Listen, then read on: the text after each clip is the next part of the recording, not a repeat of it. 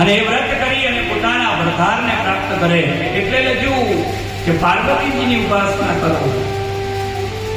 કેટલાક તો ઘરની બહાર નીકળે, ડાંગર લઈ આવે, ડાંગરથી ચોખા બોલે અને ચોખા બોલી અને એ ચોખા આખા હોય એને પાછા કેસરવાળા કરે અને પછી એ ભોળાનાથની સેવા કરે.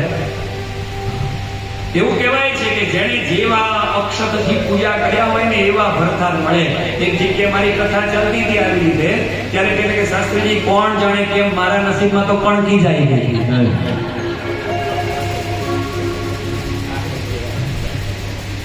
એટલે અડધું સાંભળે ને અડધું એમને જવાતું. એટલે પાર્વતીજીની પૂજા કરતા શીખવાડીએ દીકરીઓને તો વરદાન જોવા મળશે શિવ. અને બધાને જોઈએ એવા જો હા ઘોડા કહીએ એવું કરે, અમે કહીએ એવું કરે. પણ પછી ભોળાનાથની પાસે શું છે? હે નાક છે, ક્યારે ફૂફાડો મારે ને ખબર ના પડે. એટલે ધ્યાન રાખો. કહેવાય છે કે પાર્વતીજીની ઉપાસના, ધર્મનું ઉપાર્જન કરવું હોય તો વિષ્ણુ ભગવાનનું નામ. જેને ધર્મ સંપાદિત કરવો છે, વિષ્ણુ સહસ્ત્રના પાઠમાં શ્લોક છે, સર્વગમનાચારમ પ્રથમમ પરિકલ્પતે આચાર પ્રભો ધર્મ ધર્મસ્ય પ્રભુરુચ્યતે.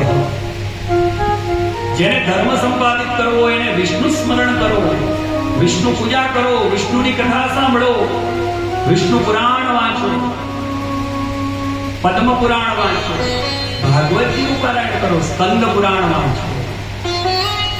અને એ વિષ્ણુ ભગવાનની તમે જો उपासना आराधना और पूजा करें तो धर्म संपादित थशे.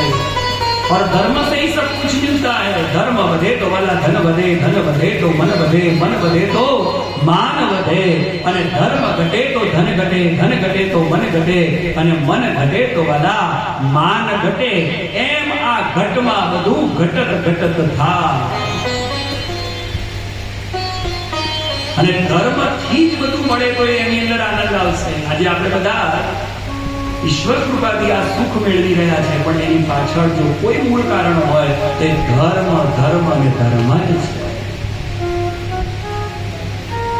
એ તમારા પૂર્વજ એવા કપિલાબાએ જે ધર્મને અંગીકાર કર્યો, એમણે કરેલી તપ, એમણે કરેલી ઉપાસના, એમણે કરેલી સાધના, એનું જ આજે આ મીઠું ફળ, એ આ પેઢી શાંતિથી કૃષ્ણની સન્મુખ બેસીને એ ફળ ચાખી રહ્યા છે.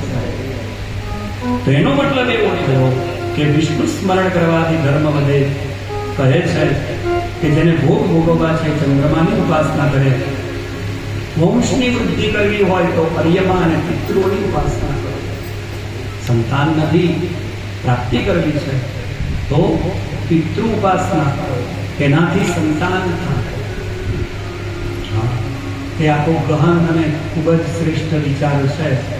એના માટે ક્યારેક કેવળ એક જ વિષય ઉપર જો ચર્ચા કરવાની હોય તો આપણે એને પૂરેપૂરો ન્યાય આપી શકીએ, પરંતુ જો એને ન્યાય આપવા જઈએ તો બીજા અનેક પ્રસંગો છૂટતા જાય. એટલા માટે ટૂંકાણમાં કહું, સંતાન પ્રાપ્તિ કરવી હોય તો પિતૃ દેવતાઓને સૌથી પહેલા વંદન કરો. જેના ઘરની અંદર પિતૃઓની પાછળ સત્કર્મ થાય તેના ઘરમાં કદી કમાડ બંધ ન થાય. અને જો પિતૃઓને આપવામાં આવતી એ આહુતિ હોય, એ પિતૃઓને આપવામાં આવતો એનો ભોગ હોય, શ્રાદ્ધમાં બંધ થશે. અવશ્ય બીજી કે ત્રીજી પેઢીએ એની અસર ચોક્કસ ઘરમાં વર્તાશે. માટે શ્રેષ્ઠ સંતાનોની પ્રાપ્તિ પિતૃ કૃપાથી થાય. આગળ કહે છે, હે રાજન, હવે હું આપને ભગવત ભક્તિના પ્રાધાન્ય નિરૂપણના વર્ણન કરું.